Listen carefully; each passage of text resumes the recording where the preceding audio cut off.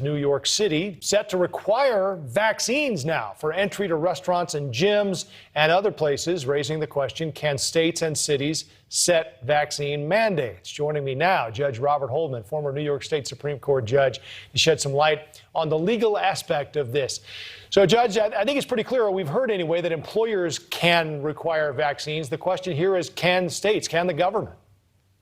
Right. It's a lot more clear, Joe, with private entities, private universities, as opposed to the public jobs and things that are in the public sector. What this all comes down to in regards to the legality of it is, as a citizen of this country, you have an unwritten contract with the government. You have your liberties, but then they have certain powers that you give up so you avoid chaos, right? So the country isn't run randomly. And that balancing act of that give and take that you have with the government is what's called into place here. So it essentially decides whether the personal liberty may be infringed upon or circumvented for the good of the public under the government power. But I'm sure there are many who will fight that and say, fine, take it away, except when it comes to a decision that I make about my body or my health. We all expect pushback on this, right? This will be challenged, don't you think? Oh, without question. It'll be challenged under the 14th Amendment, right? No state shall make or enforce a law which abridges the privileges of any citizen and deny due process of life, liberty, or property. And that's exactly what the opponents to what de Blasio is saying, is that he's gone too far down the rabbit hole against the civil liberties, while there are other people in New York who say it's wholly appropriate. It's your action. You don't want to get the vaccine. That's fine, but you're not going to endanger others. So that's the balancing act that the courts will have to deal with. And where would you be if you were still on the bench? That's a tough question to put you in, but you just described both sides perfectly, Judge.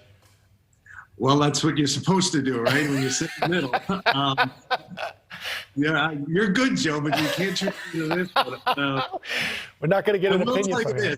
The court in Indiana, if you saw, Indiana University was challenged by a number of students who didn't want the mandate of the vaccine, and they relied on an old Massachusetts case from like 1905, where it compelled all the citizens to get the smallpox. Right.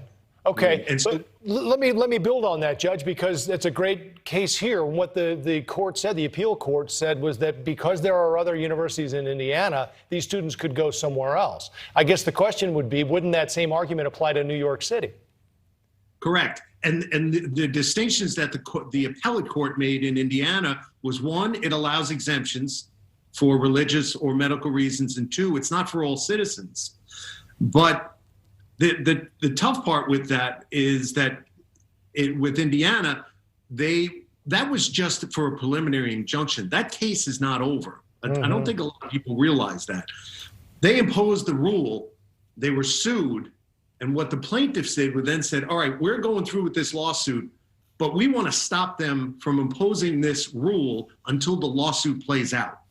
That's all that's been decided so far. All right. Now, because of the rulings, it doesn't look good for the plaintiffs. Right. And we had actually that lawyer on, and he said he intended to take it all the way to the Supreme Court if need be. One more, Judge, and let's go back to New York.